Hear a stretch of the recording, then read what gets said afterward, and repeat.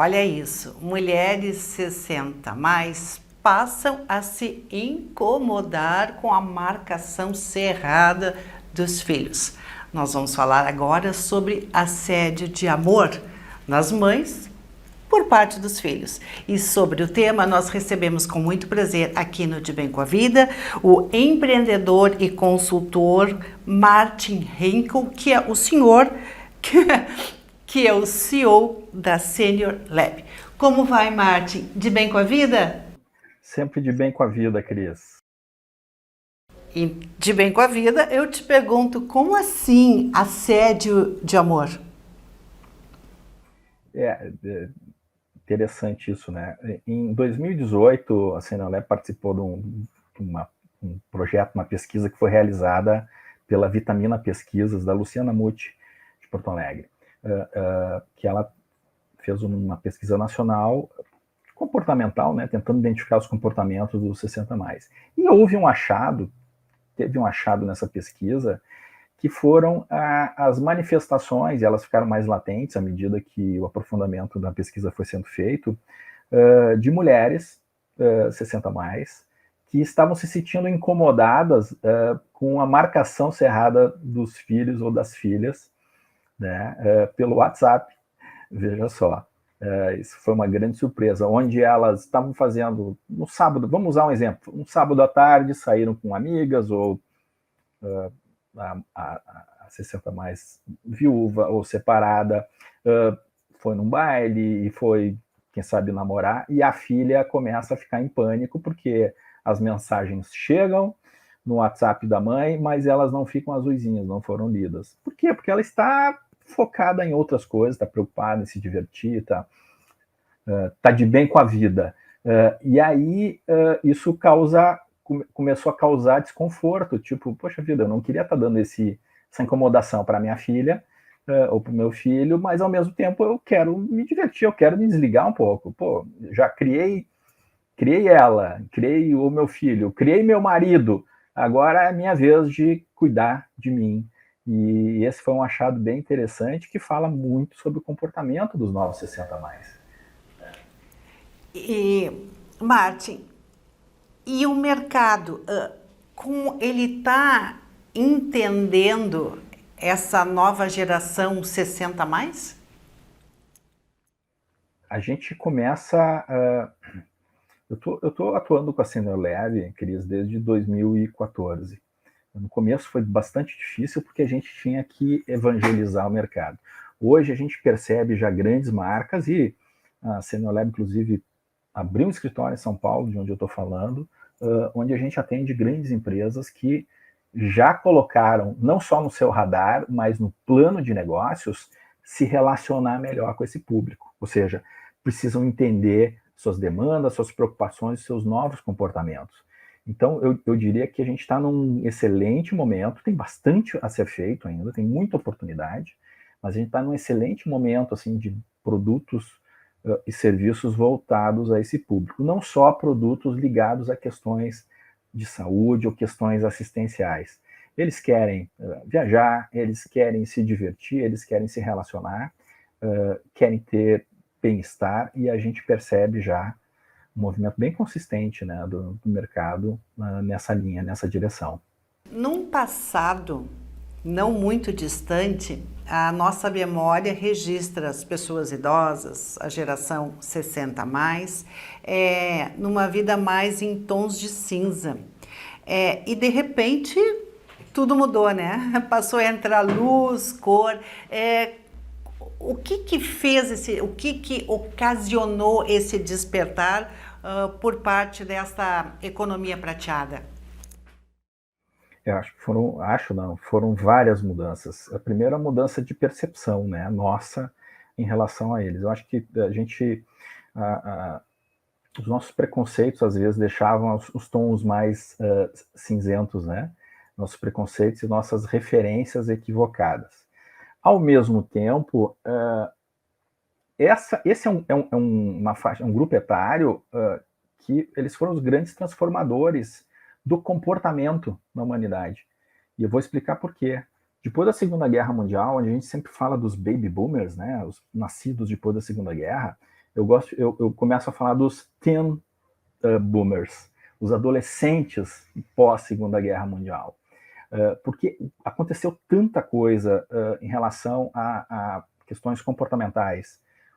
Esse foi o momento onde o rock and roll nasceu no mundo e ele se espalhou pelo planeta através do cinema. Elvis Presley fazia 3 filmes por ano durante 10 anos. E a internet era... Desculpa. O cinema era a internet da época. Era pelo cinema que as informações se expandiam e espalhavam pelo mundo, além da imprensa e além do rádio, obviamente. Mas todas essas questões, todas essas mudanças comportamentais, a mulher aumentando seu desejo de participar do mercado de trabalho, em alguns países votando. No Brasil, vamos falar aqui, em 1960, as mulheres começando a usar biquíni no Rio de Janeiro, que causou um escândalo na época. Várias questões ligadas ao comportamento foram realizadas e foram mantidas, né?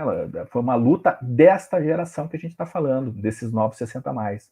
Então, junto com tudo isso que eles fizeram, trouxeram muita cor, né? E a gente parou de enxergar, algumas pessoas, cada vez mais pessoas, deixaram de enxergar eles de forma cinza e sim colorida, como realmente eles são os grandes disruptores, né, do mercado e dos comportamentos. Na nossa conversa inicial, tu fizeste um comentário que me pareceu muito lindo e vou me permitir resgatá-lo, de que quando jovens, adolescentes estão diante de um dilema, de um problema, eles recorrem às avós, né? Isso significa o valor da experiência, do aprendizado acumulado? Sem dúvida, né? É a meritocracia,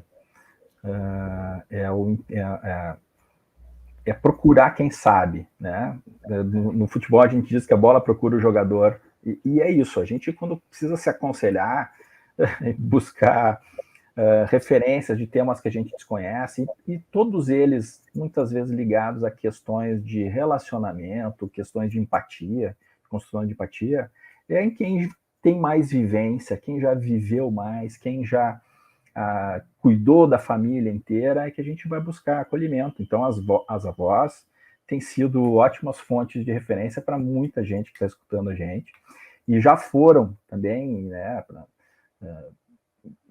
para outros grupos. Então, é a experiência sendo, digamos, distribuída e entendida da melhor forma. Eu acho que isso pode impactar e deve impactar também em outros ambientes, não só nos ambientes familiares, mas no ambiente de mercado de trabalho, né? No mercado profissional, onde quem mostra mais empatia, mais capacidade de construir relacionamentos, de atender melhor e de criar vínculos com clientes, muitas vezes são os profissionais mais vividos, os profissionais sêniores, né? E que a gente ainda encontra algumas empresas não enxergando isso.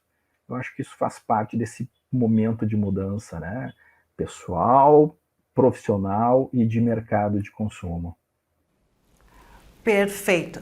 Para encerrar, Martin Henkel, que recado, que orientação tu daria para os representantes da economia prateada que querem se manter ou mesmo voltar ao mercado de trabalho? Bom, a primeira questão que a gente tem que sugerir para as pessoas é que hoje as empresas são multigeracionais, são várias gerações trabalhando, todo o alfabeto trabalhando, além dos boomers, né, trabalhando em conjunto. Então a gente tem que se colocar de forma mais aberta.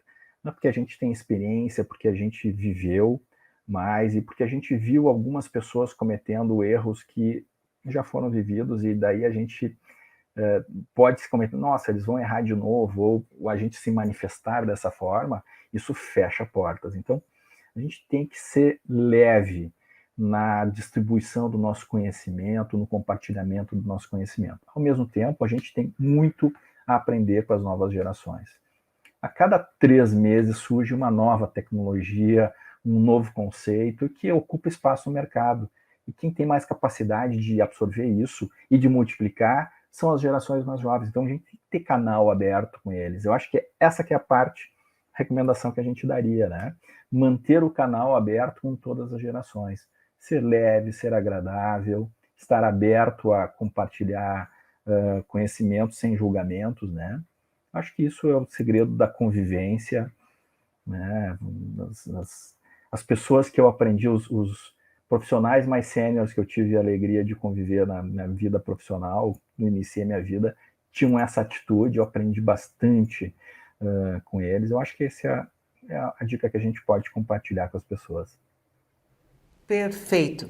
Mais uma vez, muitíssimo obrigado por estar conosco no De Bem com a Vida. Eu agradeço.